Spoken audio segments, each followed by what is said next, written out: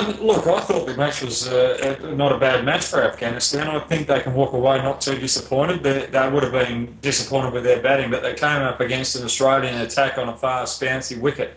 But I felt that they bowled okay, even though most of them went for more than 7 and over. Early on, Dalit and Shapur, they bowled extremely well and had Australia on the back foot in the first 8 or 9 overs. But then the wheels started to fall off. They thought they just started to get ahead of the game, and they left their game plan and they started to bowl too short on the whacker, and they paid the price. And David Warner capitalised on it. And David Warner early on was playing and missing early on, and Dalit was unlucky not to get the outside edge probably 3 or 4 times. So that's just the way the game goes, and they've learned a lesson. And what it shows is the associate nations should be a part of this World Cup, but to get them more experience, they probably should be playing the A teams of all the test playing nations, just to get that extra experience, because it's not so much their bowling, especially for Afghanistan, it's more their batting. They don't face that pace bowling of world class bowlers of Johnson, Stark, and Hazelwood.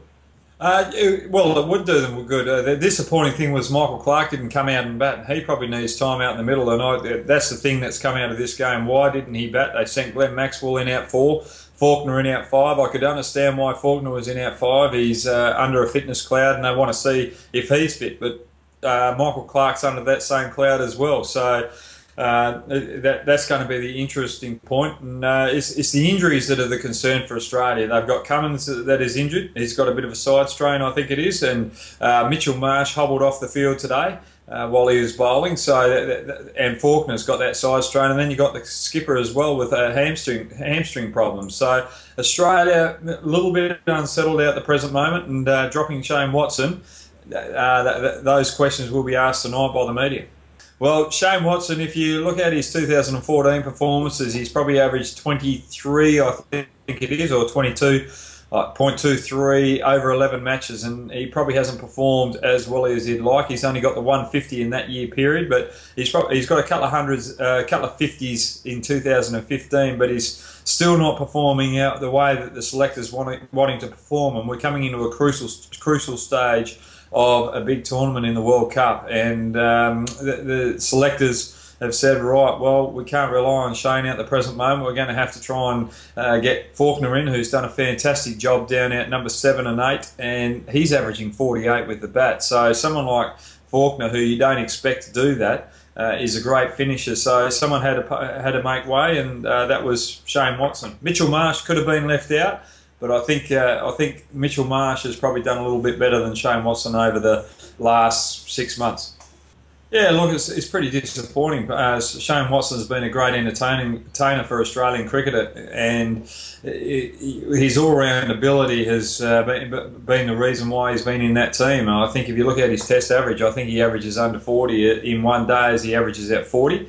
I think in the one days he's averaging 33, and as a number 3 you'd probably expect a little bit more of him in that regard. But he's been a fantastic ambassador for Australian cricket, and he's playing a lot of IPL cricket where he makes, well, he's the big draw card for Rajasthan Royals. So it's interesting to see where Shane is at his cricket. Is he really keen? Is he really got that hunger to play for Australia and keep playing for Australia, especially after being dropped tonight? And has he got other things on his mind where he can make a decent living out of playing 2020 cricket around the world, which suits his style of cricket?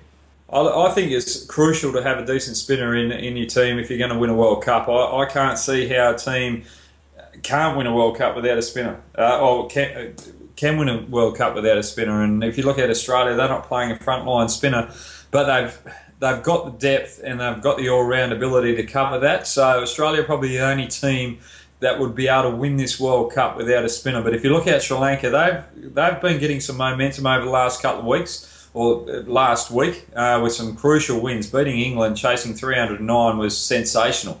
And they're just starting to get a bit of momentum. I'd written them off at the start of the tournament. They looked a little bit sluggish, but now they're getting form.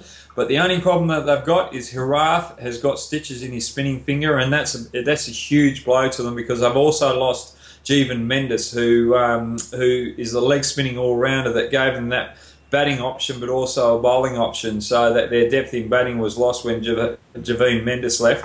But having Harath, who's been a formidable bowler over the last 3 years or 4 years, both in Test cricket and one-day cricket, is a huge loss for Sri Lanka. And hopefully we don't see him leave the tournament, but he's definitely not playing against Australia at the SCG on Sunday. So hopefully we see him fit for the finals, because we don't want to lose any players of his calibre.